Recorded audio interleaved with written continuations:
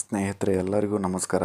ಇದೊಂದು ಹೊಸ ಪ್ರೊಫೈಲು ಮತ್ತು ಇವರ ಒಂದು ಕತೆ ಜೊತೆ ಬಂದಿದ್ದೀನಿ ಸ್ನೇಹಿತರೆ. ಆದಷ್ಟು ಈ ವಿಡಿಯೋನ ಬೇರೆಯವರಿಗೆ ಶೇರ್ ಮಾಡಿ ಮತ್ತು ಸಬ್ಸ್ಕ್ರೈಬ್ ಮಾಡ್ಕೊಳ್ಳಿ ಅಂತ ಹೇಳ್ತೀನಿ. ಹೆಸರು ಸವಿತಾ ಆರ್, ವಯಸ್ಸು 33 ವರ್ಷ, ಸ್ಥಳ ಬೆಂಗಳೂರು ಔಟರ್ ಏರಿಯಾ ಅಂತೆ.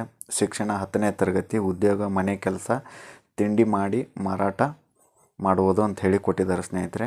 ಆದಾಯ 8,000ದಿಂದ 12,000ವರೆಗೆ ಒಂದು ದಿನಕ್ಕೆ ಆದಾಯ ಅಂತ ಹೇಳಿದ್ದಾರೆ. ವೈವಾಹಿಕ ಸ್ಥಿತಿ ವಿಧವೆ ಅಂತ ಹೇಳಿದ್ದಾರೆ, ಸೆಕೆಂಡ್ ಮ್ಯಾರೇಜ್. ಮಕ್ಕಳು, ಒಬ್ಬ ಮಗಳು 2 ವರ್ಷದವಳು ಇದ್ದಾರೆ ಅಂತ ತಿಳಿಸಿದ್ದಾರೆ ಸ್ನೇಹಿತರೆ. ಇವರ ಮುಂದಿನ ಒಂದು ಜೀವನದ ಒಂದು ಕಥೆಯನ್ನು ಕೂಡ ಇದರಲ್ಲಿ ಹೇಳಿದ್ದಾರೆ.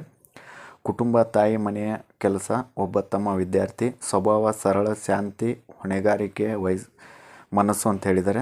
ಆಸಕ್ತಿಗಳು ಅಡಿಗೆ, ಹಾಡು ಕೇಳುವುದು, ಮಕ್ಕಳಿಗೆ ಕತೆ ಹೇಳುವುದು ಅಂತ ಹೇಳಿದ್ದಾರೆ ಸ್ನೇಹಿತರೆ. ಅಡುಗೆ ಮಾಡುವುದು ಮತ್ತು ಹಾಡು ಹೇಳುವುದು, ಮಕ್ಕಳಿಗೆ ಕತೆ ಹೇಳಿಕೊಡುವುದು ಅಂಥೇಳಿ ಇವರ ಸ್ವಭಾವದ ಬಗ್ಗೆ ಕೂಡ ಇವರು ತಿಳಿಸಿದ್ದಾರೆ. ಮುಂದೆ ಇವರ ಜೀವನದ ಬಗ್ಗೆ ತಿಳ್ಕೊಳ್ಳೋಣ.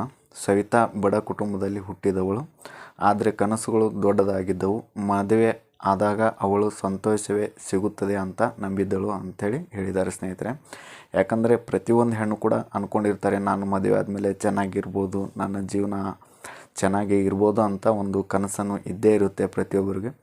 ಆದರೆ ಆ ಜೀವನ ಬೇರೆ ಪಾಠ ಕಲಿಸಿತು. ಗೌರವ ಇಲ್ಲ, ನಿರಂತರ ಜಗಳ, ಮನಸ್ಸಿಗೆ ಶಾಂತಿ ಇಲ್ಲ. ಆದರೆ ಗಂಡನ ಒಂದು ದಿನ ಕುಡಿದು ಆಕ್ಸಿಡೆಂಟಲ್ಲಿ ಸತ್ತು ಹೋದರು ಅಂತ ಹೇಳಿದ್ದಾರೆ. ಆಕ್ಸಿಡೆಂಟಲ್ಲಿ ಸತ್ತು ಹೋದರು ಅಂಥೇಳಿ ತಿಳಿಸಿದ್ದಾರೆ ಸ್ನೇಹಿತರೆ.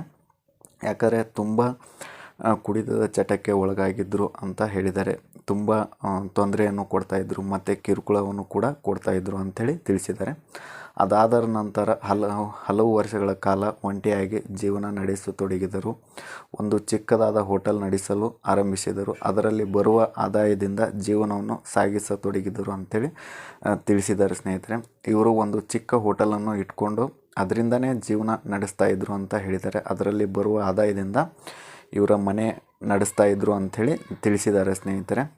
ಆದಷ್ಟು ವಿಡಿಯೋನ ಬೇರೆಯವರಿಗೆ ಶೇರ್ ಮಾಡಿ ಮತ್ತು ನಮ್ಮ ಚಾನಲನ್ನು ಸಬ್ಸ್ಕ್ರೈಬ್ ಮಾಡ್ಕೊಳ್ಳಿ ಅಂತ ನಾನು ಹೇಳ್ತೀನಿ. ಒಂದು ದಿನ ಅವಳು ಕೇಳಿಕೊಂಡಳು, ನನ್ನ ಮಗಳಿಗೆ ಇದೇ ಜೀವನ ತೋರಿಸಬೇಕಾ? ಅದೇ ಕ್ಷಣದಲ್ಲಿ ಅವಳು ತನ್ನ ಬದುಕನ್ನೇ ಬದಲಿಸುವ ನಿರ್ಧಾರ ಕೂಡ ಮಾಡಿಕೊಂಡಳು. ಯಾಕೆ ಅಂದರೆ ಅದೇ ಕ್ಷಣ ಅವರು ಯೋಚನೆ ಮಾಡಿದ್ರಂತ ಸ್ನೇಹಿತರೆ, ನನ್ನ ಜೀವನ ನಾನು ಬದಲಿಸ್ಕೋಬೇಕು ಅಂತ. ಯಾಕಂದರೆ ಅವರ ಮಗಳ ಭವಿಷ್ಯಕ್ಕಾದರೂ ಅವರು ಈ ಜೀವನನು ಬದಲಾಯಿಸಬೇಕು ಅಂತ ತೀರ್ಮಾನ ಮಾಡಿದರು. ಬೇರೆಯವರು ಬೆಂಗಳೂರು ಸ್ಲಮ್ ಏರಿಯಾದ ಚಿಕ್ಕ ಮನೆಯೊಳಗೆ ಬೆಳಿಗ್ಗೆ 5 ಗಂಟೆಗೆ ಎದ್ದು ಮನೆ ಕೆಲಸ ಮುಗಿಸಿಕೊಂಡು ತನ್ನ ಹೋಟೆಲನ್ನು ಆರಂಭಿಸುತ್ತಿದ್ದಳು. ಅವಳಿಗೆ ತುಂಬ ಕಷ್ಟ ಆಗುತ್ತಿತ್ತು. ಯಾಕೆ ಅಂದರೆ ಮಗಳು ತುಂಬ ಚಿಕ್ಕವಳಾಗಿದ್ದಳು ಅಂಥೇಳಿ ತಿಳಿಸಿದ್ದಾರೆ ಸ್ನೇಹಿತರೆ. ಯಾಕಂದರೆ ಒಂದು 2 ವರ್ಷದ ಮಗುವನ್ನು ಕಟ್ಕೊಂಡು ಅವರು ಜೀವನ ಮಾಡಬೇಕಂದ್ರೆ ಬೆಳಿಗ್ಗೆ ಎದ್ದು 5 ಗಂಟೆಗೆ ಎದ್ದು ಅವರು ಹೋಟೆಲ್ ಆರಂಭವನ್ನು ಮಾಡ್ತಿದ್ರು ಅಂಥೇಳಿ ತಿಳಿಸಿದ್ದಾರೆ. ಯಾಕಂದರೆ ಪ್ರತಿಯೊಂದು ಹೆಣ್ಮಕ್ಳಿಗೂ ಇದು ಕಷ್ಟನೇ ಅಂತ ನಾನು ಹೇಳ್ತೀನಿ. ಅವಳನ್ನು ಕೂಡ ನೋಡಿಕೊಳ್ಳಬೇಕಾಗಿತ್ತು. ಅದು ಒಬ್ಬರ ಕೈಯಲ್ಲಿ ಆಗದ ಕೆಲಸ. ಅವರು ಮಕ್ಕಳನ್ನು ಮತ್ತು ಹೋಟೆಲನ್ನು ನೋಡಿಕೊಳ್ಳುವುದೇ ತುಂಬ ಕಷ್ಟ ಆಗಿತ್ತು ಅಂತ ತಿಳಿಸಿದ್ದಾರೆ ಸ್ನೇಹಿತರೆ. ಯಾಕಂದರೆ ಒಬ್ಬರೇ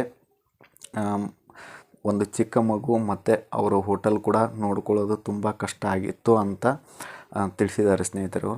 ಅದರಿಂದ ಅವರು ಒಂದು ನಿರ್ಧಾರವನ್ನು ತೆಗೆದುಕೊಂಡರು.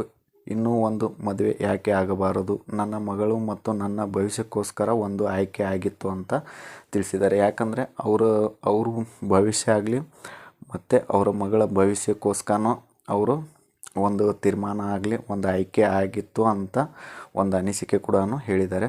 ಅವರು ಬಯಸುವ ಹುಡುಗ ವಯಸ್ಸು 35ರಿಂದ 45 ವರ್ಷದ ಒಳಗೆ ಇರಬೇಕಂತ ಹೇಳಿದ್ದಾರೆ ಮತ್ತು ಚೆನ್ನಾಗಿರಬೇಕು, ನನ್ನ ಕೆಲಸದಲ್ಲಿ ಕೈ ಜೋಡಿಸಬೇಕು, ಮದ್ಯಪಾನ ಸೇವನೆ ಮಾಡಬಾರದು, ನನ್ನ ಮಗಳು ಮತ್ತು ನನ್ನನ್ನು ಚೆನ್ನಾಗಿ ನೋಡಿಕೊಳ್ಳಬೇಕು ಅಂತ ತಿಳಿಸಿದ್ದಾರೆ ಸ್ನೇಹಿತರೆ.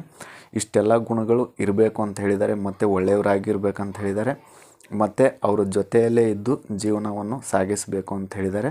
ಇವ್ರ ಹತ್ರ ಒಂದು ಸ್ವಂತ ಮನೆ ಕೂಡ ಇದೆ ಅಂತ ಹೇಳಿದ್ದಾರೆ ಸ್ನೇಹಿತರೆ. ಒಂದು ಚಿಕ್ಕದಾದ ಒಂದು ಸ್ವಂತ ಮನೆ ಇದೆ ಅಂತ ಹೇಳಿದ್ದಾರೆ.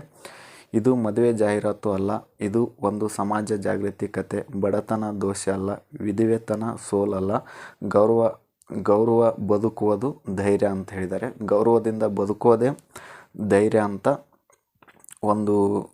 ಒಂದು ಮಾತನ್ನು ಕೂಡ ಅವರು ವ್ಯಕ್ತಪಡಿಸಿದ್ದಾರೆ ಸ್ನೇಹಿತರೆ.